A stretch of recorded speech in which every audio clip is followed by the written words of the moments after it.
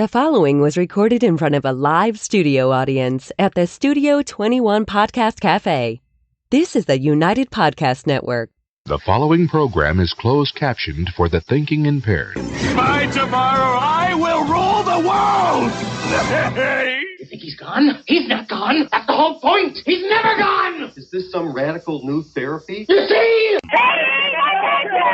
Well, I must have not been paying attention when you were just talking to me.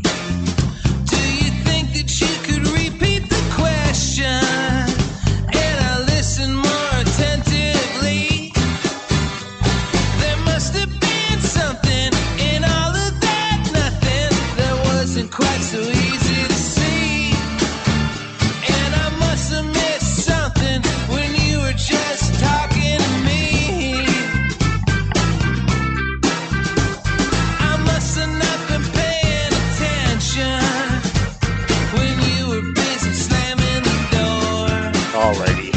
I guess the things that pass for affection ain't the same as they were. By the way, thinking of Melvin Taylor, who actually wrote the song for our show when we were on AM radio for God knows how many years, 20 years, 30 years, however long it was. Came into the show one day and wrote the song and put it on his record, and definitely appreciate that. Hi, I'm Tom Duggan here at the Paying Attention Podcast. Hi at Top Two Guys Smoke Shop here at Studio 21 Podcast Cafe. We want to remind you of Political TNT, one of the other podcasts here where I am a co-host, as well as a couple of the other great podcasts. They have the Snack Authority, just taped a little bit before we did, and they do a great job promoting some of the snacks and talking about different snacks from around the country and around the world, as well as the Cigar Authority, if you're a cigar enthusiast. They run on Saturday, and I'm not a cigar guy. I'm a cigarette guy, but I watch because I'm interested. I'm interested in what these guys, and I'm also interested in the cigar business. It's one of those businesses like the gun business where they're always under fire by the government because smoking is evil, right? And so I love to see how they handle that, and it's a great podcast. I'm Tom Duggan. I'm the host of the Paying Attention Podcast. We've got a great treat for you today. It is a special edition of the Paying Attention Podcast. We are doing a debate today, and it's a real debate. It's not these mamby-pamby debates you see on TV with the Democrat and the Republican candidates where it's a forum and they pretend that it's a debate and everybody's got 30 seconds for a response and 10 seconds for a response. Here's how this is going to work. I'm going to throw out a question or a topic to each of the candidates, and then I'm going to let them talk to each other about what they agree and they disagree on. And I'm going to let them I'm going to step back, and the only time I'm going to step in is if I think one person's getting too much time or if someone's not getting enough time, and just to try and move the flow along. So before we start, no time limit, but just be respectful of the time and the other candidates. Why don't we start at the other end of the table? Just introduce yourself a little bit. Tell people who you are and why you're running. Sure. So I'm DJ Beauregard, and of course I'm running for one of the 3 Council At-large seats here in Methuen. And Tom, as you and many other people in the community know, I've been passionate about this notion of making Methuen better since I was a kid. I was educated at the CGS and the Timony, and I graduated from Methuen High in 2007. And I first became really involved in the community as a member of Kathleen Corey Ramey's Methuen Youth Corps when I was 14. I remember it well. Yeah. I had the opportunity to work for Mayor Bill Manzi at City Hall, so I was able to learn a lot of the ins and outs of municipal government. I went off to college, earned my MBA, and now I've been involved in the business world and actually in the nonprofit world locally as well. And I've decided to run for office this year because I'm a new dad, I'm a homeowner, and I think that it's time to elect more people to the city council who have Methuen's best interests at heart and who want to, I guess, inject some common sense and a voice of reason. That's why I'm doing this, and I'm happy to be here today. Thank you for hosting this. Great. Thank you so much. Jess? Hi, everybody. Thank you so much to everyone who's watching this for being an informed voter, and to my colleagues who are here as well to talk about important issues today, and to the Valley Patriot for putting this on. My name is Jessica Finocchiaro, and I'm an at-large city councilor for the city of Methuen. I'm running for my first re-election. And I'm running for a second term because I believe that it's important to stand up for Methuen. And what I found to be the right way to stand up for Methuen is to focus on both how we look at our weaknesses and learn from them and grow and change. And our biggest strengths are what are going to get us through the issues that we have in the past 2 years. For me, those real problems can also be our strength, because we can change so many things about the way that Methuen works for the people by going out and changing these things. So a little bit about me is I grew up in Methuen. I really enjoy this place, and I have 2 master's degrees, one in public administration and one in government. And my specialty is both finance, a little bit of HR, but a lot of it in organizational change, which I hope many of you all can agree that we need to be doing. For me, getting involved is a civic duty, and I'm interested in hearing what everybody has to say and looking forward to working with you. Great. Thank you, Jess. Mr. Dizoglio. Thank you, Tom, and thank you to the Valley Patriot for hosting this, and Two Guys Smoke Shop and Studio 21 and all those who are watching virtual the podcast. My name is Nick Dizoglio. I am a 2-term sitting school committee member. The last 2 years of the 4 years, I've been the vice chair of the school committee. Most likely, you guys would have noticed in the last 2 years, we've really been transparent, working with the city council, having meetings with city council. I grew up in Methuen. I've been here since '99. Bought my own house after I got engaged. Live right off of Calumet Road in the Valley. Went to Suffolk University, graduated with a bachelor's degree in public relations and government. Graduate of Methuen High with DJ in class of 2007. So since then, I'm a professional in HR. I work at a company in biotech, life sciences in Cambridge, working as an HR professional in talent acquisition and organizational change management as well. So the reason why I'm making the move to City Council is I feel that in the last 4 years we've made a huge dent in working with the schools and finding a great curriculum program, great staff and organization within the school department. And I think with some of the municipal experience that I have, I think we've kind of forgot about some of the infrastructure and capital improvements that the city needs, not so much the schools, the city needs. And so with my plan coming into the city council is strictly looking at the business growth and community development, urban renewal. And again, everyone needs help, DPW, police, fire, etc. So my infrastructure program hits all departments across the board. Great. Steve Angelo, you're probably the least known person here, so I'm going to give you a little bit more time if you need it to explain to people who you are and why it is that you're running for City Council at-large in Methuen. Well, thank you, Tom. I appreciate being invited here today. As you said, I've never been in politics before. This is totally new to me. I'm born and raised from Methuen. I said I love Methuen, and the reason why I decided to run this year is because I believe that Methuen is a great city and has a lot of great things going on. I think that there's been a lot of negative vibes and a lot of negative attention to the stuff that's going on in our city, and I think we need to start concentrating on the positive as opposed to the negative. I believe that where we stand in the city with departments being at each other and basically, I apologize, totally new to this, but I said with our departments, I said basically facing off with each other, and I think that we should be working as a team, the council, the mayor's office, everyone in town hall. Mm-hmm. And if we work together, we can continue to move forward. I believe that right now in Methuen, we're in a lull, in that I'm stepping up because I believe that I can help to keep moving Methuen forward. Personally, as I work for the town of Stoneham, so I have experience in municipal government. I do my own budget. I run the recreation department, so I have a passion for recreation and infrastructure on the recreational side for the city. I really would like to see a concentration on that area, but I said I wanted to come to the table because I'm excited to be a part of a team in the city council to work together for common goals. I think that personal agendas sometimes will get in the way of moving the city as a whole forward, and I think that having someone who, myself, just wants the best from Methuen, and that's why I decided to step up this year. All right, take a deep breath. I want to thank DJ Beauregard, Jessica Finocchiaro, Nick Dizoglio, and Steve Angelo for being here. These are your at-large city council candidates. Guys, before we actually really get into the meat of issues in the debate, and I don't know if you've seen the Valley Patriot that came out today, but I wrote a column and I want to talk a little bit about this. It's what I call the Incumbent Protection Act. That's not what the city calls it. That's what I call it, because there are two things that are part of Methuen city budget that are only really designed to protect incumbents to help them get reelected. And this is no slap at Jessica, who's the only incumbent at the table. She had nothing to do with any of this. But the fact is, in Methuen, there's two things that are only there to help incumbents when it comes to election. Canceling primaries, canceling preliminary elections certainly helps incumbents because in your race, you've got 5 candidates, 6 get nominated for the November ballot. And if you guys held a primary, a preliminary election, somebody could go out and get 100 write-in signatures and get their name on the November ballot and be equal with all of you in that November ballot rather than trying to get more stickers or write-ins than the person whose name are on the November ballot. The other one is having a deadline to pull papers. And we've seen, in fact, someone on the stage today, if he wants to address it, some people pull papers for 2 seats. And it makes it impossible for other people to gauge how many people are going to be in each race.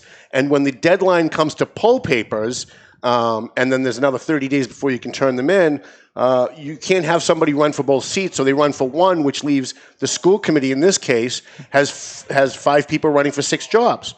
So can you talk a little bit about, the city council is talking now about changing the charter, and I've not heard anybody talk about either of these two things.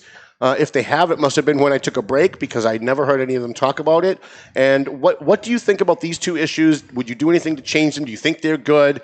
And I'm just going to throw it out. We'll let Nick, I guess, wants to go first, and then I'm not going to tell you guys but you can interrupt each other. You can talk to each other. You can agree and disagree. Yeah, I'm not going to take up too much time here, but I did pull for 2 papers. I pulled for the school committee, and then I pulled for the city council. And originally my heart was with the schools. And when I heard about, the open seats on the city council, I thought it was, again, a strategic, but an opportunity for myself to move and take that expertise to the next level, which is why I came in and I took my name off the list of the school committee.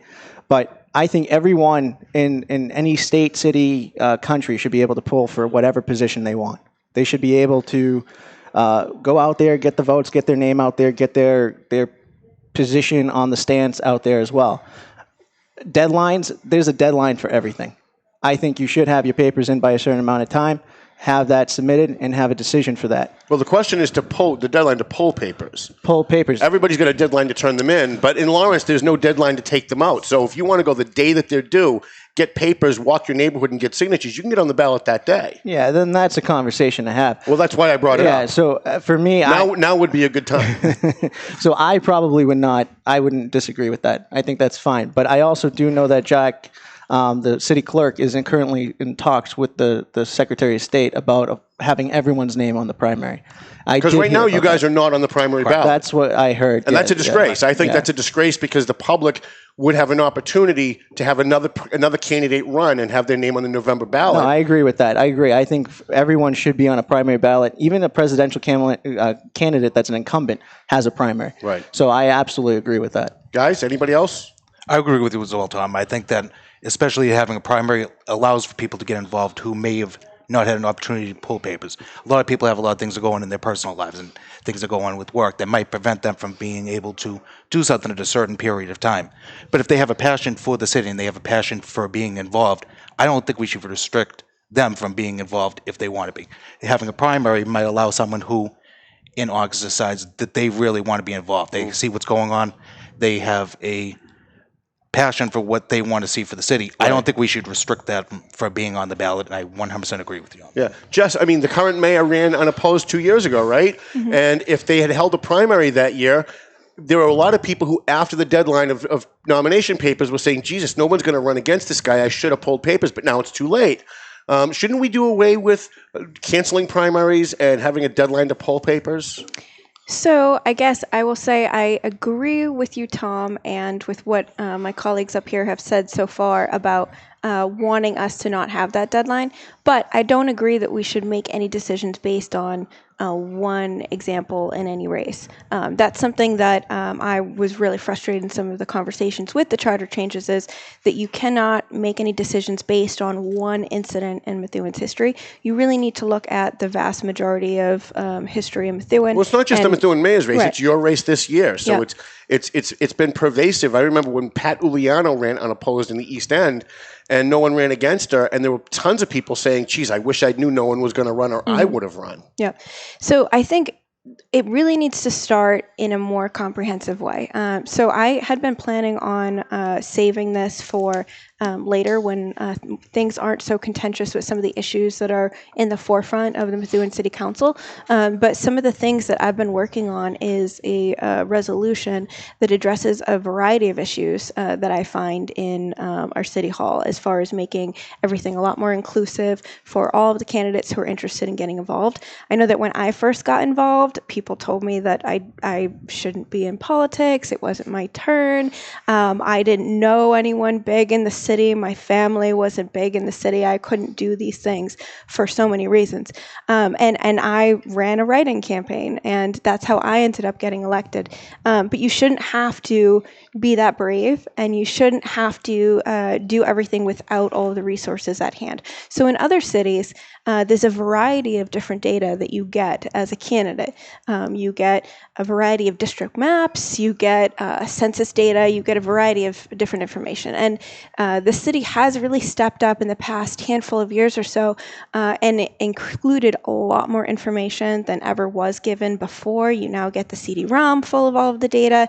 With the registered voters, you get a packet, you get more information on when the deadlines are and things like that. And that's great, but we really need to take it a step further. We need to say, okay, what are the things that will inhibit somebody who's brand new, people who don't have insider knowledge, like where am I going to go in the city?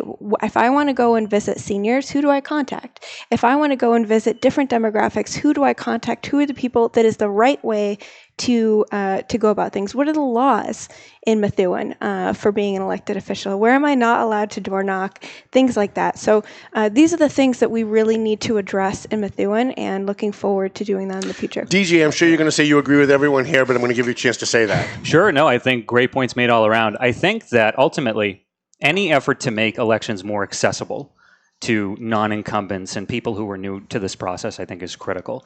And I think I'm actually really excited to see a lot of first-time candidates running this year, myself included, Steve. And I think that I totally agree with Jess about this notion of trying to provide people who want to run for office with the information required in order to go about the process in a way that, I guess, levels the playing field. Because if you are an incumbent or if you have run for office many times before, you know exactly what to do, where to go. But if you're just trying to start out and you want to serve the community, it can be a little bit of a barrier to entry. And I think that any effort to reduce that is good. The city is going to be putting a charter change on the ballot. I watched the sausage being made while they went through line by line and all the changes that they wanted. I can't believe some of the things that I heard. I want you guys to talk to each other about what you think about some of the proposed charter change. Are there things in there that are you going to vote for it or against it? Do you know what's in it? And if you don't, do you have any suggested changes? And I'd like you guys to kind of talk to each other and kind of forget that I'm here. I just want to be the referee, whoever wants to start. I mean, the best part about it is the fact that the chair is no longer on the school committee, the mayor. I do like that motion. I think having the executor as the chair kind of holds other positions back a little bit, or information isn't going to get directly to the people that should be getting it to.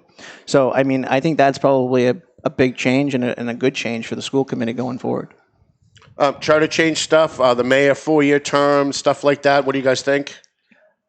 So I think in terms of, the mayor, I do understand where people come from in that, a 2-year term doesn't really give folks an opportunity to truly govern, because you are taking office in January and then already immediately you're running for re-election. Right. So I can get the sense of why people might want to increase that. But, I think for now, especially with the council, keeping that at 2-year terms, what is great about it is it keeps, I guess, a really good pulse on the city.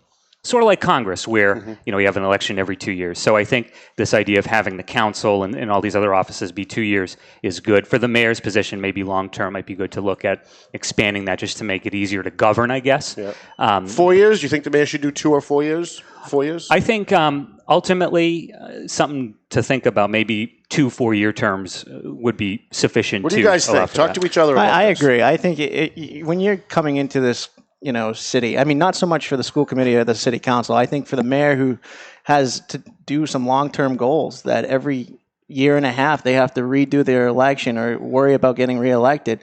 I think it kind of puts some of the main topics on hold. Now, if you want to use this situation as an example, Mayor Dizoglio has made some bad decisions, and but long term, he had some really good goals for the city: new police station, new fire department, new DPW. I mean, these are all things infrastructure based and urban renewal that we need in the city right now. So for some mayor to come in on day one and then 18 months later have to worry about re-election again, it kind of puts a lot of the main topics on hold. And I would actually follow up on that as well. I think there's pros and cons of both. So with the 2-year term, obviously you do have the opportunity that every 2 years to reevaluate how someone's running your city, how someone has the best interest of the citizens in mind first. Mm-hmm. Being someone who appreciates long-term planning, I think it makes that very difficult. I think that with 4-year terms, and especially if you can have 8 years in office, it allows for long-term planning. I think with the city, we need to concentrate a little bit more on long-term planning, especially with infrastructure. I think me and Nick agree on that. Where I think that's where we've kind of fallen short a little bit. And to add to that too, town managers get 3-year contracts. I mean, even long-term towns or big towns in the area, 3-year contracts. So a lot of the cities around us also have 4-year mayors too. So for Methuen to still be a city that is spending like a city on a town budget, you need a mayor that's going to be willing to invest their time. And also to add to that, because I'm not running for mayor here, but I think a mayor should be making more. No. You're not fooling anybody. You're not fooling anybody. No, you need to be making more than $80,000 too. When you have a superintendent of schools and a police chief and a fire chief that are all making, almost twice the amount that you are, I mean, you need a mayor that's willing to invest and not someone that's going to be retired and coming in and looking for something to add to their pension. We need a mayor that's going to be a CEO, someone that has business experience, that can walk away from the table and say, hey, you know what, I'm leaving my business or I'm leaving my work life because I think I can run the city. You can't do that off of $80,000, especially in this city now with the taxes going up the way they've been, the cost of living, the LOS, when it comes to people's insurance, and you just can't afford it off of $80,000, especially if you have a family of 4. Anybody else on this topic? No. So regarding the issue of the mayor and the issue of the charter, I just wanted to say one thing generally is that I believe this is a process that really should take place more publicly and more openly with the majority of Methuen residents. I've felt, I think the charter committee is made up of many great people, but I've felt that, I wanted to see 20, 30 plus people there. I wanted to see all of the people in Methuen who I know really care about what's going on to be there and giving their input. For a charter, I genuinely believe that the right way to do it is to have it be elected residents who are non-politicians to be making those decisions. I walk the walk on that. I mean, I voted against it, and some of the things in there that were changes, I absolutely agreed on and thought were great for the city. Some of the changes in there I thought were not good for the city. But to me, what I think we shouldn't be doing is having politicians, including ourselves up here, be the ones who are making these decisions. I believe that the residents should be the ones making these decisions, not just on one vote, do you vote yes or no on these charter changes, but in a much more collaborative way that we've had in the past with some changes to make sure that it doesn't go off the rails like it has in the past.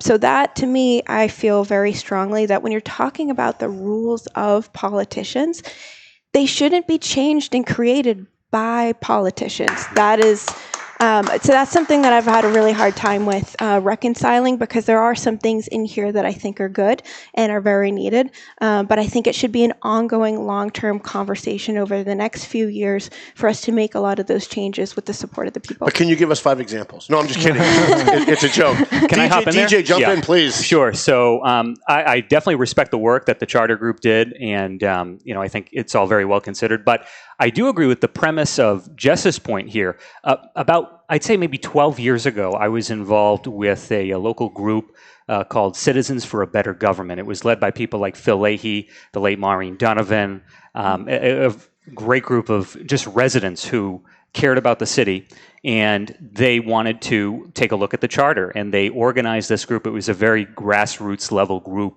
And ultimately, a lot of the members of that group didn't end up winning, I guess, the seats on that charter review group. It was folks who are probably a bit better known. But at least the process was organic. It began at the grassroots level, and I think that that's pretty spot on in terms of where the changes should be coming from, or at least originating from.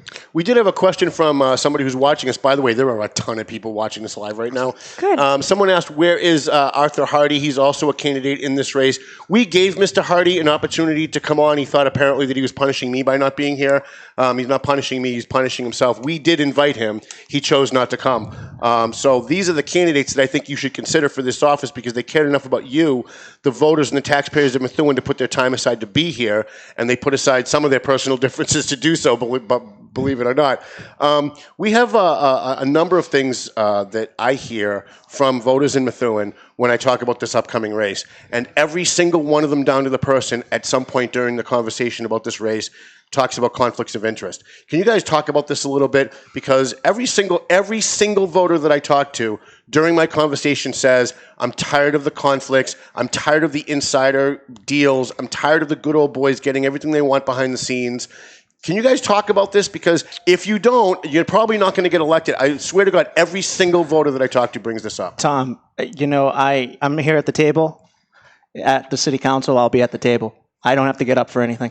I have no conflict of interest. I have no special interest. I think that's why some people have been attacking me. I'm not a vote that can be bought. I'm someone that is about the community. You don't have to agree with me. You don't have to, you could disagree with me all the time. But my voice and my vote is my own. It's not someone that's whispering in my ear or someone that's sending me text messages saying, this is the wrong way to vote, Nick. The wrong way to vote. I'm never going to be that way. And I'm sorry to say it, though. My family is 20 years now in Methuen. And none of them work for the city. None of them have any conflicts with the unions. And I had no businesses in the city. I have my own house. My parents have their own house. I'm married. I'm invested here. My kids are going to go to the public schools. You can't ask for a cleaner slate. You have kids? Not yet. No. I might thinking ahead. I thought I missed something. No, not yet. I'm sorry. Guys, anybody? So, yeah. DJ? Going door to door, this issue is something that I hear from a lot of people. So I think that, if you are an elected official in Methuen and you do have these conflicts, you have family members who work for various departments. I think that as long as you are recusing yourself and making those conflicts known from the top of City Hall, I think that that's not inherently a bad thing. I think it's when it's abused and family members are taken care of in terms of jobs or what have you. I think that that's a disgrace. But that stuff all happens behind the scenes, not to interrupt. But that's not, nobody comes at the city, at the council table and says, hey, I made a deal with Councilor so-and-so, he's going to vote for my project, I'm going to help this kid get a job. So this actually gets to my next point. I have no conflicts of interest with the city. I have no relatives who work in any department, which means, as Nick said, I'll never have to get up from the table at any point because of a conflict. I'll be able to take a clean and honest vote every time. And yes, just like what Nick said, I'm an independent candidate. I'm not being told what to do, and I'm able to do what I think is in the best interest of the people of Methuen based upon their insight. And I think it's important that we focus on trying to identify and find candidates who are able to do the same thing in that, they don't have to worry about those conflicts. Steve, you've been really quiet, yeah. So I'll jump in.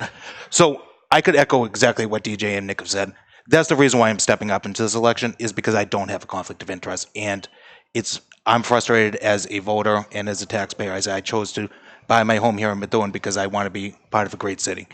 And I'm stepping up because I think that the conflicts of interest and personal agendas have gotten in the way of moving our city forward.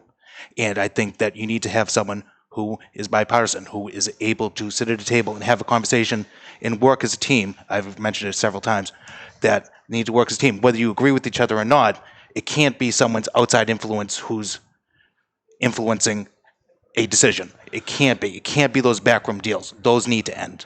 I said, and having that conversations in front of the public and being transparent is extremely important. Jump in if you guys want to. No, I don't want to cut him off, but at the same time, I don't want to put aside that there are people that work in this city that are related to certain people that put their lives on the line every day. Absolutely. Too. Our police, our fire. The city was a town, and townies tend to be mixed in with everything. Now, there's nothing wrong there, but when you are negotiating contracts on a subject that is involved with a family member, you should step away.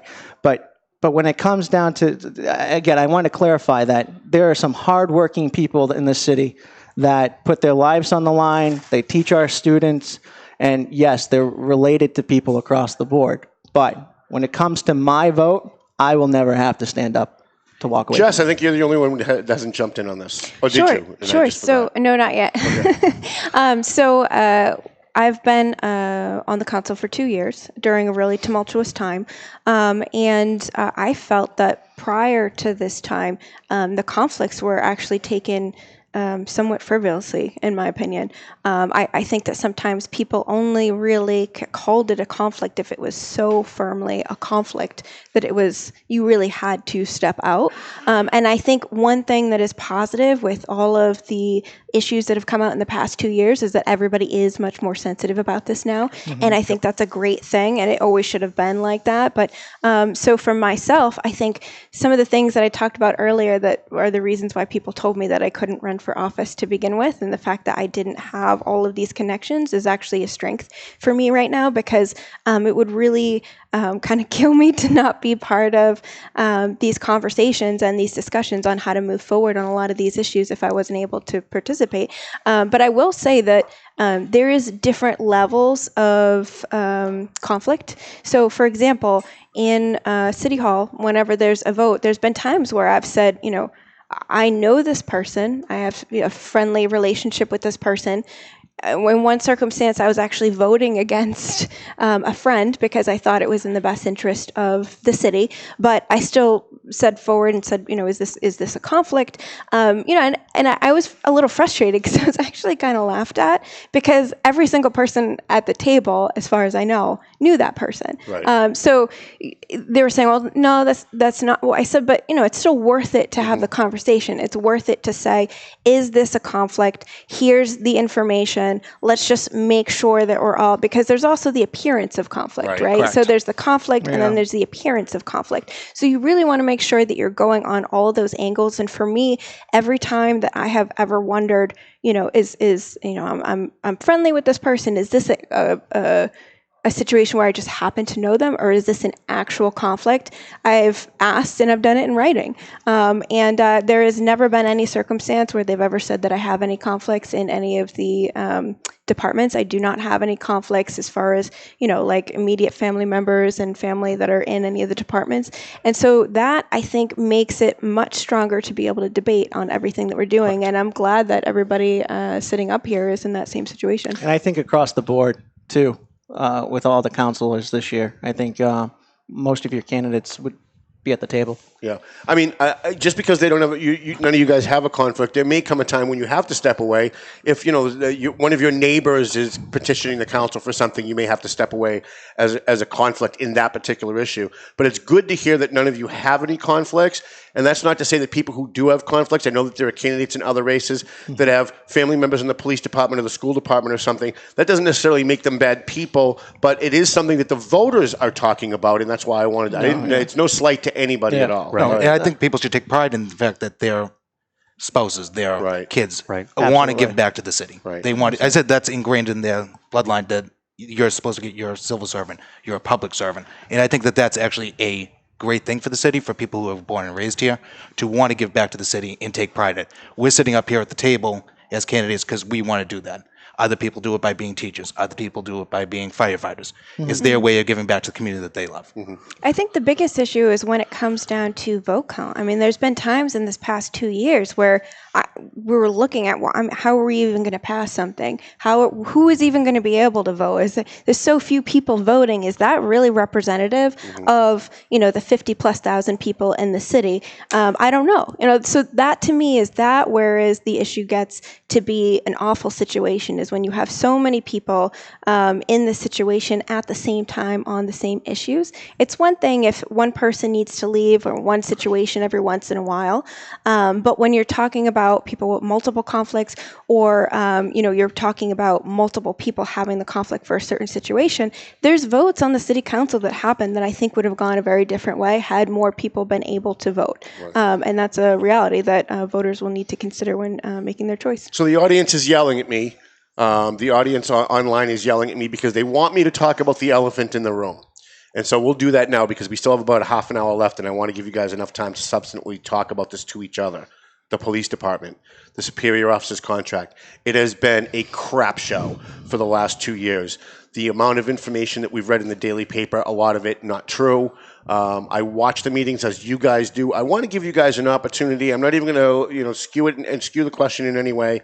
The police superior officer's contract, the police department, the running of the police department. What do you guys think about all of this? I want to hit on the police contract real quick. Just the whole process by which that... By the way, I'm saying your names because there's people who are listening to the audio on sure. Podbean and some of the others. Yep. And so I want to make sure that the people listening, not watching, know who's talking. Absolutely. So the process by which that contract was passed by the council in 2017, that was a travesty.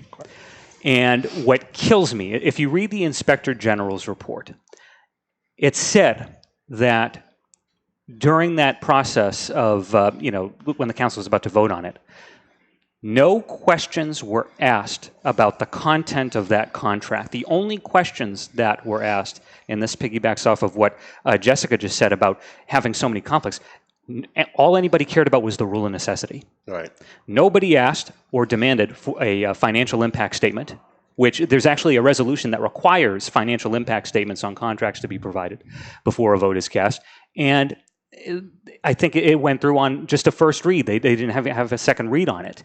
And so just the process by which that entire contract was passed, that can never happen again, ever.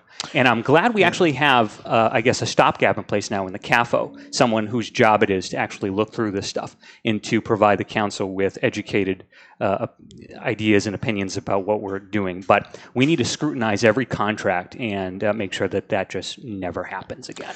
To be honest with you, where we are now in this process is where we should have been 18 months ago. I think it should have went straight to the courts, let the courts, work on this. And Nick Dizoglio. Nick Dizoglio. I think at that point they would have mediated in the middle somewhere. I think we've gone 18 months down the road. We've pointed fingers. We've made blames. We've said, the superior shouldn't have sent that contract in. The mayor should have read it. At that point, it's a hearsay because you still don't have a real contract. And where if we just voted to send it to the courts, that council, the current council, shouldn't have taken it in their hands. And not saying because they weren't experienced with it or they didn't have knowledge of it, but they didn't vote on that original that original contract. Majority of them did not. So what they should have done was hand it off to legal. And I think honestly, I like Rick a lot, but I think we need a full-time solicitor in that office. With the city of 50,000 people, having a part-time or overtime done for him, it's just we need someone full-time. And I know he goes beyond what he really should be doing, but we need a full-time solicitor. And if we had that in the court, I have a feeling that we would have had this resolved about 18 months ago. And I agree, Nick, especially with the... Steve Angelo. Sorry. Especially with the timeline that way it's played out. Yeah. Unfortunately, I said what's done is done with the contract. Absolutely. It never should have happened. Yep. It never should have happened, and it's unfortunate for our city that we're in the situation we're in. But I said all we can do is move forward and try to find solutions for it. I think that with the council, I agree that we should have looked into going to the courts immediately to look to remedy a situation that we were in. I think it's a great step to move forward, and that's on every topic, as opposed to continuously talking about it and talking in circles, is actually making actions to move forward to resolve issues that we have here in the city. Probably going to give you a plug right now, but your dad is a well-known businessman in Methuen. He's my eye doctor, Methuen Eye and Optical. If he gave me appreciate that. Yeah, no problem. He should have been sponsoring the debate. If you're going to give a free plug, he should have sponsored the debate. If he gave me a bill and I paid for it, and then I started questioning it 6 months later, that's not my fault. Whoever wrote that contract and handed it off to the city, they didn't ask any questions. Correct. So and again, we go back to the police department. The morale's down. They're down like 10 police officers right now. Cops are going to Lowell left and right. We need to invest in our police department, our fire and safety, and our schools, because the morales are down across the board, folks. And when you have a city that has a morale and it's and let me actually add the DPW. I mean, the DPW's office, there's a roof caved in their building right now. All right, that building is old as time. They need a new facility as well. So when you talk about the morale being down and people taking zeros, 2 and 2s well, hey, it's a 0 this year. Yeah, my hard work into this city, 0. No, we need to start investing in the infrastructure of these departments. We need to start thinking about our employees and how that's going to affect the citizens. We shouldn't start saying, well, let's go to the tax levy first. We really need to grow our businesses. We need businesses to come back into Methuen, and that should be the income. It shouldn't be on our tax citizens. And, I just drove in. I was coming from 495, came up 28. I'm tired of seeing on the streets and in the crevices of the concrete on the sidewalks, weeds. This city is beautiful, and we're just letting it go to crap. And I don't blame anyone for that. Why not? No, because it's not the DPW's fault. It's not. But it is somebody's fault, and if you don't put the blame, it's not going to get fixed. We need a city that people care about from its top offices down. Not someone that's just worried about the check. And I know the motivation comes from money and knowing who you know, but we need politicians in the city that are going to drive by an island that has a sponsored plaque on it with weeds growing on it saying, hey guys, come on down and please clean this out. Right. I'm tired of seeing the memorials in this area that are just outgrown. I'm just tired of it. And I know I'm going off book here with the police side, but I love Methuen to the point that, I'm tired of people at my work, in my space, saying, Nick, I saw Methuen on the news again today. And it's not for the good stuff. And that's coming from the police department that are working they're working their tails off, taking overtime and doing things to come in and solve crimes. And they're down people. Right. So I don't mean to go off a little bit, but... I can't believe I'm saying this, but Jess has not had enough time. So we've heard what the other candidates think about the police issue. I haven't heard a solution yet, so maybe you can work a solution into your answer. Sure. So I think it's important that we stay focused on this topic because this is an instrumental topic that is really going to affect the residents of Methuen in the potentially tens of millions of dollars in the future. It's a huge problem, and depending on the outcome, it could make a difference between whether or not we need to go up in state oversight, whether or not there's more borrowing that happens, and a variety of other major problems that would really set the city back long term. So as far as solutions, so one thing I differ with my fellow colleagues who mentioned this up here is that so the council actually did not legally have the ability to say, we're going to take charge of this, we're going to send it to the courts. I think at one point or another, if not dozens of times, every single one of the counselors mentioned the courts who were allowed to speak on it. But the thing is that our hands were tied as far as the legal structure of the city of Methuen. The mayor is the leader. He's the leader who's able to take a look at contracts once it was passed in 2017, which I agree with DJ, that was an awful thing, and the way that it was done is a really dark stain on Methuen's history. But moving forward, the way that we needed to deal with it was to not deal with it in the papers, to deal with it professionally and come together, and that's not at all what happened. Instead, it became a political football. People started talking negatively to each other, and it really became something that is very frustrating. This council, for example, wrote to the Department of Revenue and said, we are actually deficit spending in this department. What do we do? And I know myself, I've written letters to the governor. I've offered testimony to a variety of different agencies on things that I knew were happening at the time. And in my opinion, I think that there were some people who just didn't want to actually solve this problem. I think that we had all the tools together to solve this problem, and I think that was stymied in some way. So one resolution that I did put forward in order to solve this issue it was a resolution, it was several pages long, on a formal mediation process where we would have the superior officers, patrolmen, representatives from the mayor's office and the council all get together with their attorneys and speak to each other and say, let's be civil, let's have this conversation, let's see if there's any common ground before we all hit the nuclear button and risk tens of millions of dollars for the residents of Methuen.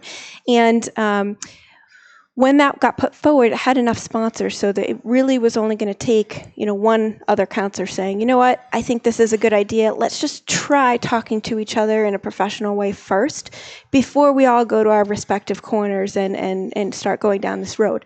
And I was able to, it took a while, but before it got to the floor, I was able to get the support of all of the other respective parties, which is hard to do because you had, and I don't want anybody to conflate this issue because I know a lot of people are saying police. It was the police superior's contract. And the way that it works is that if you actually wanted to make cuts in the superior officers, it would actually come from the bottom. It would come from the patrolmen. They are the ones who would actually have the cuts per state law. So, not to cut you off, but isn't that because that's the way the city wrote the contract? That's the contract the city accepted. Why not take those provisions out of the teachers, the police, the fire contracts, that if one contract gets something, the other contracts all get a raise too? Oh, I agree. This is one of those things where the people who were doing this, I would rather us give real raises, honest raises to people who are all of our city employees instead of having these stopgaps that really only support certain people in the union. And I do support unions, but this is something that has been done in a certain way that needs to stop. Most other cities and towns have changed a lot of what goes on in those contracts, and Methuen hasn't yet, so we need to keep working on that. But that issue aside, the police issue, we had that opportunity before we all went to our respective sides, and our city council unfortunately decided against it. And it was frustrating to me because I wanted us to find a way where we don't have to lay people off. We don't have to put the city through what the past 2 years have seen for them in the news and of them worrying. I mean, I know people, including members of my own family, who look at how much the taxes have gone up just in the past couple of years, and they say, how could I survive us, even if there comes to some settlement? How can I even survive that tax increase? How am I going to stay in my home? I'm not going to be able to stay in my home. And I agree with the morale issue. It's rock bottom, and it's unfair because these are the people who pull a bulletproof vest on and go out when nobody wants to rush to your aid. They're the people who are there. So it's about a lot of different things and respect. But what I hope that we have in this race and in others is counselors who are willing to step up and say, you know what, this is not about me. This is about the city of Methuen. Yeah. This is about the city of Methuen. We need to go and fix these problems and stand up. And what would have happened if we had passed that? Yep. Maybe nothing would have happened. Maybe there was no place where we could have some common ground, and at least we would have known that there was no place to find common ground. And then we would have gone to the courts. But instead, it was a political football, and I'm not proud of the way that it was dealt with. And I'm not proud of the way that, sorry, Nick. No, go ahead. I'll jump in. Angelo. Is the way that everything was handled in terms of, and I mentioned it earlier, is then it pitted the police against the fire, against the teachers, against this. And it turned to morale for all of our people who work here in the city, where everyone is going against each other. That's not the way things need to be. I said, as councilors, we need to sit at a table. I said, in the mayor's office needs to sit at a table and come to a way of basically making sure that we're supporting all of our departments. I said, when it comes to public safety, we can't limit the public safety here of the citizens. We can't start saying, oh, we're going to make cuts and taking patrolmen off the streets. That can't happen, especially in the days now. I think that that's very, very important to make sure public safety. We need to make sure we support our DPWs. We need to make sure we support our fire. We need to make sure, and as councilors in the mayor's office, and it goes back to what Nick was saying earlier in terms of finding new tax revenue that's not on the residents, in terms of trying to revitalize some of the downtown, trying to find ways of generating income, using the loop as an attraction again, which I think that we need to start to look into with the Tuscan Village going up down the street. Yeah. I think that that's something that we really need to start to analyze, because I think that that will help us to make sure that we provide the resources for all of our departments that need them to ensure that stuff goes on. I know that there was an issue that went on the other day with Forest Lake, and I actually appreciate what Jessica did. I said in terms of they were closing down Forest Lake and they were doing a couple things, and she made a phone call that helped to make sure that's open. That's important, but the fact that funding took a asset that we have here in the city away from the citizens isn't right. And I think that as a team and as a council, we need to work together in terms of finding ways to make sure that we're providing our citizens with the best.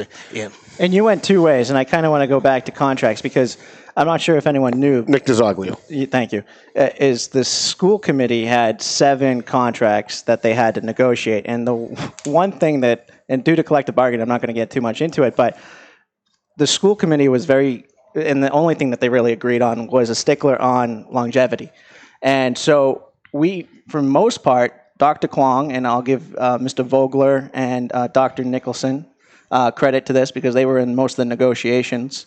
They took the committee's wishes on getting a lot of these contracts aligned to look the same.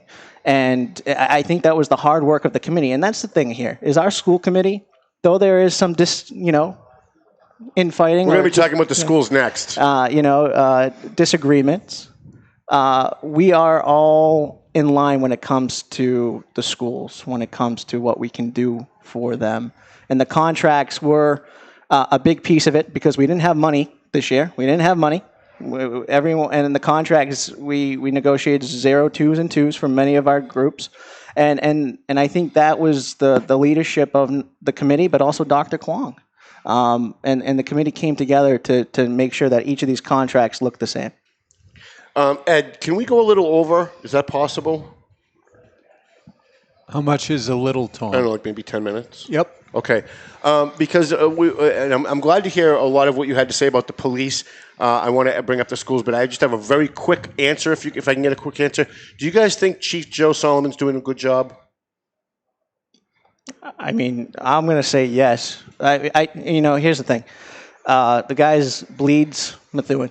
I do know that. He bleeds Methuen. He has his, and again, I don't know the guy personally. I may have had 2 or 3 conversations with him, and they were about the schools over the last 4 or 5 years.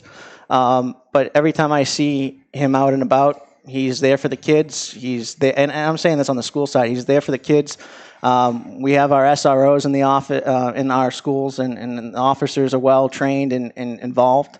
From that leader aspect, I think he's done a great job on providing school safety. Steve? And myself personally, I really don't know Chief Solomon, but I know that he has a very difficult job. And that position is thankless most of the time, especially when you have to stand up on behalf of your police officers and stand up on their behalf and take a hard line on different things. Everyone has the decisions to make. Not everyone's going to agree with everyone's decision. I think I think that is a difficult position to have and to make everyone happy. It isn't. I think that the streets of Methuen are very safe, and I'd love to see them safer. And once again, I go back to enabling them to have police officers who can keep us safe. And I think that supporting the chief all the way down to the last patrolman is very important. Either one of you? I'm happy to answer. I think DJ Beauregard? Sure. I think there's been a little bit of a fraught political history there, but I think currently he's doing a fantastic job just in terms of making sure that the community is a resource in terms of our police department, but also his efforts to increase that notion of community policing, making sure that the police, they're out and about in the community and active on social media and connecting with the residents. I think that has been a very good thing. And I think, too, he seems to be pretty open to working with various members of the council and such. Like, for instance, one idea that I'd love to try to implement if elected is expanding our city's neighborhood watch program. I think that's a critical element to improve public safety in the city. But you think the chief's doing a good job? Yes. Jess? For a while, I was trying to decide if a sitting city councilor can talk about somebody's character. Of course you can. And I think that he would be okay. By the way, you do this. Can I just break in?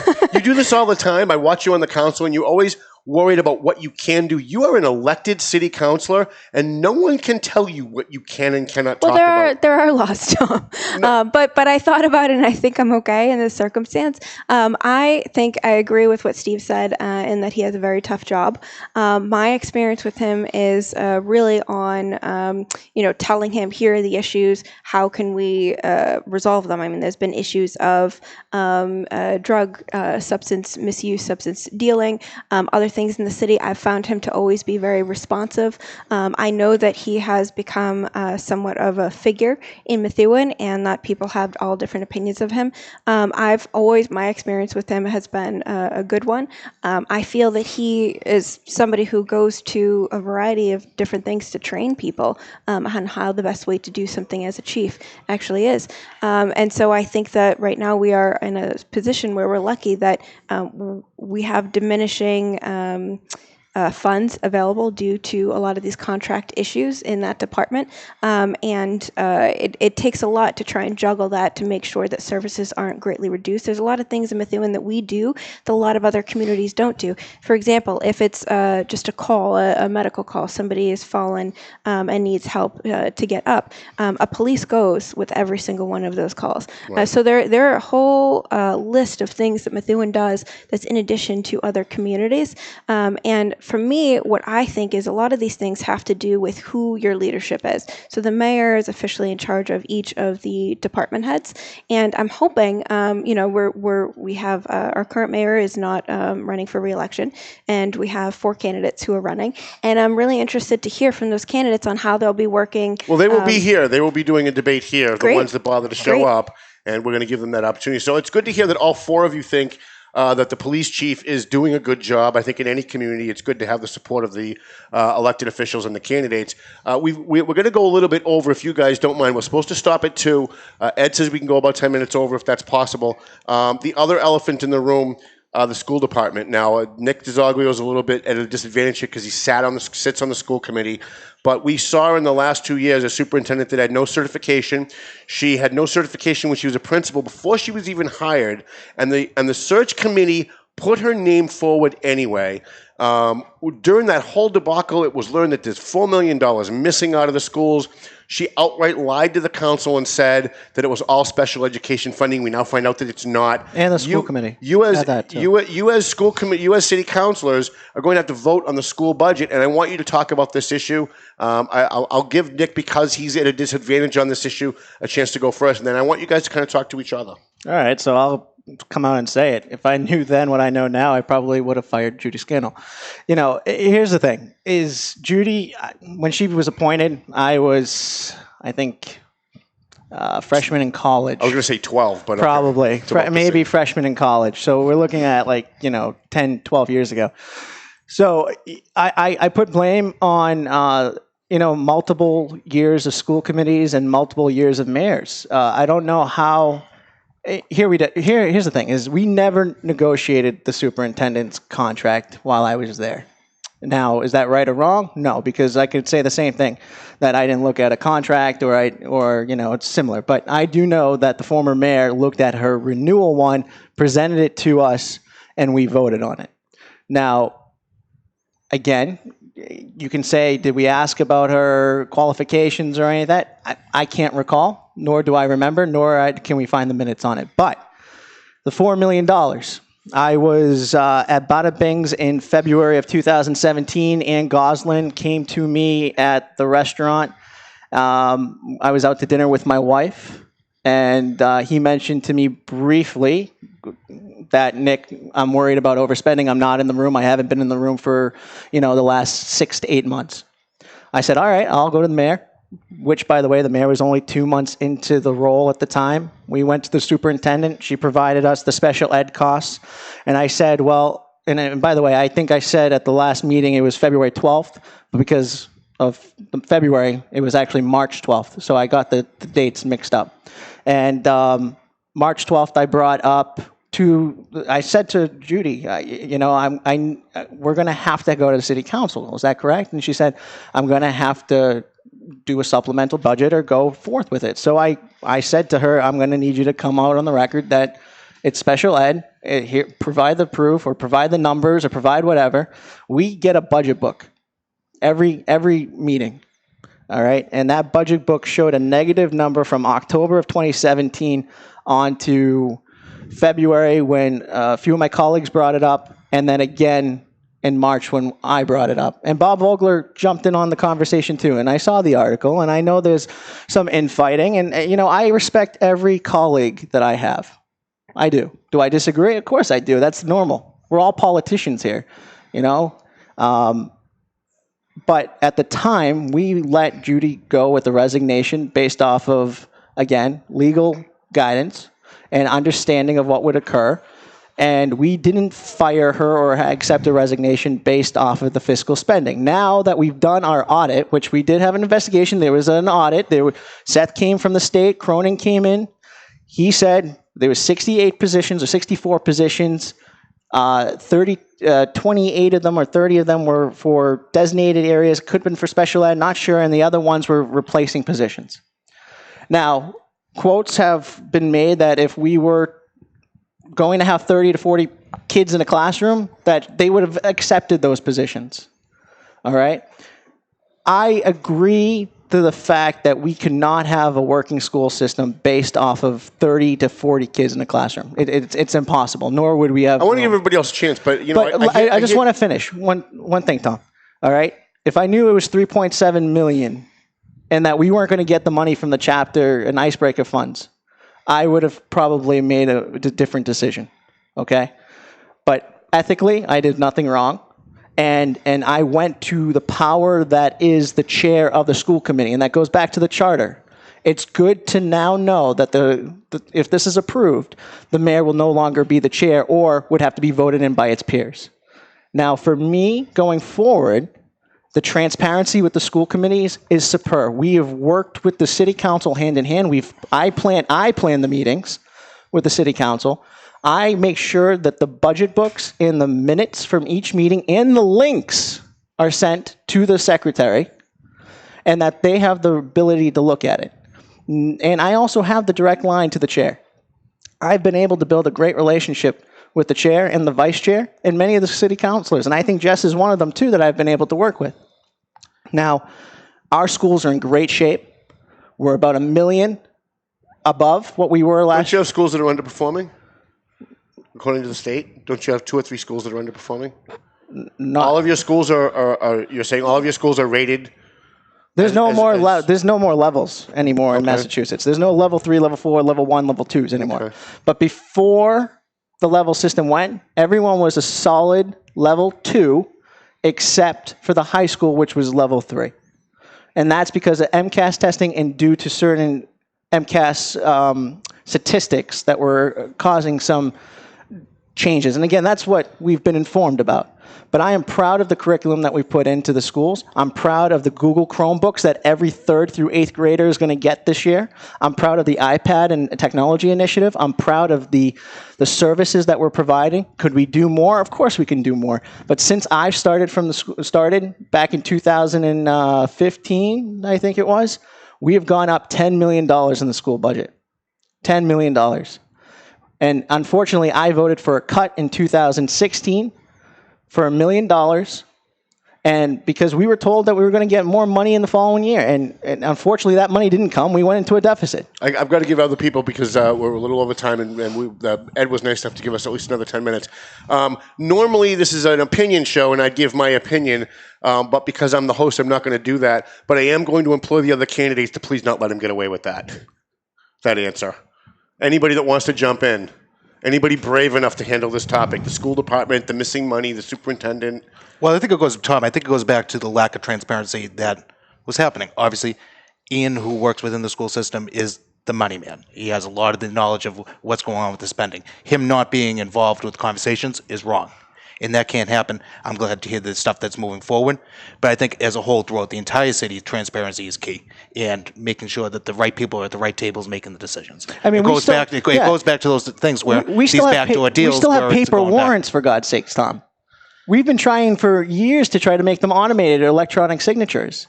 You're telling me that these warrants that we send up to the mayor's office every week, and Tom Kelly's desk at the time, they weren't noticing the deficit? Of course, the deficit was right there. The deficit was right there. Everyone knew about it. I wish I was a candidate so I could debate them, but it's not my place. Any other candidates want in on this? So I want to say something, and this is, I guess, geared towards the school committee in general. The situation going back to Dr. Scannell originally, I think it's enough. She wasn't a doctor. Well, okay. Yeah, another fraud. Okay, there we go. Okay, so I stand corrected. But the going back to that, The idea that you can have a position like that and not have the licenses, that's insane. It's enough to make your head explode. There are teachers who lose their job for not having the proper licenses. And she has fired some of those teachers. Exactly. And so I think, going back to that, I think that it was incumbent upon the school committee at the time, knowing that, my goodness, we have someone who is working without the necessary licenses. The decision to fire, I think, was absolutely the correct one. And the thing that bugs me as a taxpayer, the idea that the vote not to fire, essentially letting her go off into the sunset with what you could probably describe in the private sector as something that comes awfully close to a golden parachute with no questions asked. Why? So just to add to that, though, DJ, when we sat down with our legal team, we don't have any effect on the pension. The pension board does. So fire or not fire, to be honest with you, the pension would have been probably given to her regardless. So we have no say over the pension. I want everyone to understand that because we couldn't take away a pension from her. That's the pension board for the assistant and superintendents of Massachusetts. But I'm pretty sure that if you guys fired her and did an investigation and uncovered all this before you let her go, that the pension board would have taken that into consideration, don't you think? Anybody? So I think what we really need to do here is have a shift in this conversation because I think this is part of the reason why people don't like politicians is because we're talking about scenarios and we're talking around the conversation. And that is what I think really frustrates people about politicians because there are people at home probably watching this saying, tossing their coffee up in the air saying, I am outraged. I am angry. When I first heard that our former superintendent was not certified, I'll be honest, my first reaction was sad. I was sad because I had always had a great experience, and I was sad to hear of it, and I hoped that it wasn't true. And then as things started to unravel and more was uncovered, there really wasn't an opinion anymore. It became the facts. For me, I look at things again, I'm not somebody who's any kind of political insider, or I found out about this $4 million deficit in 2018. And it was released to the press. I mean, everybody really knew about it when I knew about it. And, I guess for me, if I was in the situation that somebody, I think all of this is about public trust, right? So when you have a whistleblower situation and somebody says, here is some information, our business administrator for the schools is actually works for the superintendent. So it takes a lot of guts to say, I have something negative to say about somebody who could fire me. And here's what I am saying, and I'm scared and I'm nervous. So I honestly, for this whole time, I was pretty harsh on the business administrator, not having known that this whole time that this has been going on. And I felt, how could you have done this? And then to find out after the fact that he did come forward and say something about it, that is something that I think we are going to have to talk about, because what are the policies that need to be put in place for us to make sure that this kind of thing doesn't happen again? Yeah. Because there were people who knew about this without the rest of the council knowing, right? Lots of people knew you had a lot of people who knew about this, and we could have done a lot of things had we had more time. There could have been things that were cut first. There could have been things that we said, okay, well, let's restructure this differently. So let me just step in there, because when you guys, I just want to make sure the perception is not that I was in a room with Mr. Goslin talking about 68 positions, because that's not what occurred. I was at a restaurant. He came up to me and said, Nick, we're overspending. And I said, okay, what do you want me to do? What are you talking about? We're overspending. He goes, yep, we're going to be we're overspending, and I can't get to the superintendent. So I said, all right, well, I'll go to the mayor and I'll go to the superintendent. The superintendent wouldn't have done anything different other than show the documents that she ended up showing. And here's the thing is, we were misled, and now we have policies in place to make, and administrators that I think are fantastic. We have Dr. Kwong in there now. Ann Goslin is going to be working with the capo, which is a perfect example of restructuring the city. And then we also have everyone reporting up now to Dr. Kwong, who isn't afraid of being a part of the superintendent team. Okay? But you've had a lot of time. And then Steve, I'm going to jump in real quick. I know, but this is a topic that's sensitive to me. So that's why I'm giving you more time. I gave you a lot more time than everyone else. For myself, and one of my biggest frustrations with politics in general, and that's not people at this table, that's not as an all-encompassing thing, is we tend to reflect too much on the past and past mistakes as opposed to looking to the future and how to make sure that these problems don't ever happen again. Yep. Once again, we dropped the ball. Something bad happened. It's our job now for the people here at this table to make sure that stuff like that doesn't happen again, to make sure that the safeguards are in place to not have things and put Methuen in a bad light. To say it was embarrassing. It really was. To read that stuff in the newspapers and stuff is embarrassing. What we need to do now is, once again, as a team, as counselors, and is to put the parameters in place to ensure that that stuff does not happen again. Because if it does, it looks even worse. Yeah, and we have to invest in a financial and HR system. And I know Mr. Cronin's working with the mayor and the town agencies right now. I know that's something that we've lacked. I mean, we have an old, ancient ERP system, and that's something that, again, we need to pay attention to is our infrastructure. How can we continue to do manual warrants and manual finances without making sure that we're going to lose a penny somewhere? That's where we need to come into this, because you know what? If we had a strong financial system and there was warning bells going off, I know I run an ERP system right now at my office that if I'm under budget, boom, boom, boom, 17 different areas are going to know about it. Right. It's the infrastructure of the city that we need to be putting into place. We are go right ahead. But make it brief because we're wrapping up. One of the things that I'm really proud to say that myself and my fellow, the total 9 counselors worked on this past year is we were handed this problem. We were said, okay, well, you know, we're in a $4 million deficit, and at the time, not much was really known about the situation. And you know, to the credit of the full council, we all worked together. We got to work. We passed a very difficult document to do with financial oversight. I personally wanted us to go into a higher financial oversight because I feel that there are many more issues that Methuen has as an issue, and I don't want it to come out like this. I want it to come out in advance and for us to deal with it. But I do think that the notion of we can't just move forward without fixing our problems. The way that I think about it is right now, if you have a messy house, you go and take everything out, you make a big mess, you pile everything in the center. If you really want to clean your house, you take everything out, you clean, and then you put it back together slowly. And I think the process that we are in right now in Methuen is the taking everything out and starting to assess how are we going to put this back together the right way. And, you know, for me, if you can see, and me at any of the different council meetings, it is tough to stand up and be alone and say, you know what, I may be 1 or 2 counselors who feel this way, but I'm going to say this. And even though there's a lot of people who don't want me to say this, I think that's what's in the best interest of the city. I've got to cut you. We're at 1:12. I want to give each of you less than a minute. Please be as brief as you can to make your final pitch, at least for now, as to why Methuen voters should vote for you. 3 of you are going to get elected. These are your 4 major candidates, ladies and gentlemen. The 5th candidate chose not to be here, so I wouldn't even consider him. I think these are the people that cared enough about the voters to show up, so these are the people you should consider. Each of you say your name for the people who are listening audio and not watching video, and give like maybe a 30 second to a minute last pitch as to why people should vote for you. We'll start with Steve. You didn't get a lot of time today, but we're going to do another one after the primary, and we'll give you more. All right, perfect. Tom, thank you again for having me here. I said, for myself personally, I said the issue in hand is putting Methuen first. And if you elect me as a part of your council, I said Methuen's best interest will be the first thing as a priority. It's not going to be any special interests. It's not going to be any special groups. It's going to be what's best for the city as a whole. We have 50,000 people to look out for here in the city.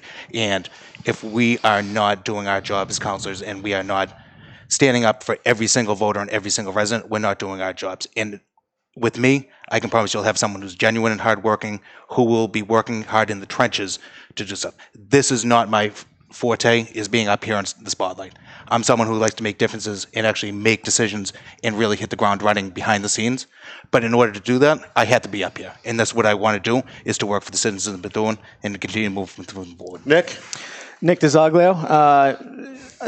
You know, I say to myself that every day I've come to Methuen, I come to the schools, I work with the students, I work with the teachers, I work with the administration. If you ask anyone at the schools, I've been a voice for them. I've been endorsed twice in the last 2 terms by the teachers union. For me, I'm going to do the same thing for the city, except a bigger level at this point. I'll be there for the departments. I'll be there for the residents. You don't have to agree with me. You don't. You could say what you want to say about me, but my voice will always be for you guys. My vote is never bought, and I'm not a self-interest person. I'm not doing this to get another job. I'm not doing this to make myself look better. I'm doing this for the best of the city. So thank you. We're almost out of time. Jess? Hi.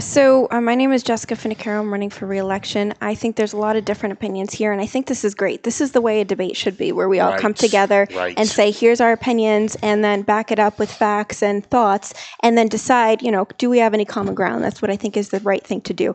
I stood in 2017 in Degas Park on Mystic Street and said, I promise to fix this park. This is going to be my number one priority. It's completely dilapidated, and I fulfilled that promise. I said I was going to work on economic development and community development. I serve on that committee now, and I'm one of the co-founders of Methuen Day.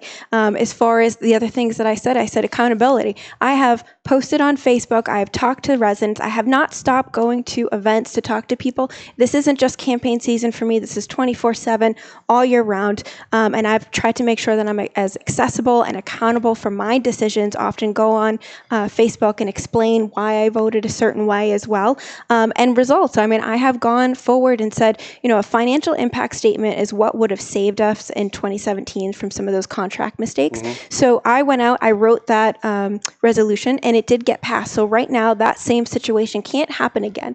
And that's what we need to do. We need to focus on that. We need to be transparent in the way that we're doing it. We need to focus on the promises that we've made. I've dealt with over a couple of hundred constituent requests this year, and I'm asking for one of your 3 votes on November 5th. DJ Beauregard, you get the pleasure of being the wrap-up candidate today. Thank you for being here. Sounds good. Thank you for having me. I'm going to keep it short and sweet. I think that we need more elected officials with innovative ideas and a desire to put our city's best interests ahead of everything else, ahead of politics, ahead of special interests, you name it. And I think we also need to have a better sense of fiscal responsibility in government, more accountability, transparency. And I know we were talking a lot today about putting out fires and such, but I look forward over the course of the campaign to talk about some more forward-looking ideas about how we take Methuen from point A to point B and move forward together in a way that is collaborative and productive. So DJ Beauregard, Jessica Finocchiaro, Nicholas Dizoglio, Steve Angelo, thank you for having the class to be here. Thank you all for coming. Hopefully you will come back.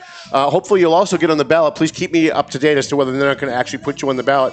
Also want to thank A&M Auto Body, who was actually a paying sponsor here on the program. We didn't run his commercial today. We're going to make that up to you at another one.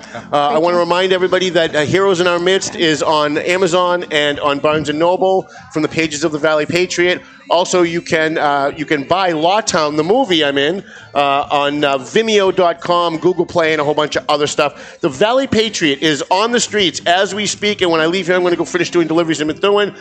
Please, please, please, if you're in Methuen, make sure you vote no matter who you're voting for, and talk to the candidates and tell them what you care about, because this is the time that it matters. Ed Sullivan, our producer, thanks so much. Higher Top 2 Guys Smoke Shop here at Studio 21. We'll see you in 2 weeks with the Central District Council debate. Thank you, guys.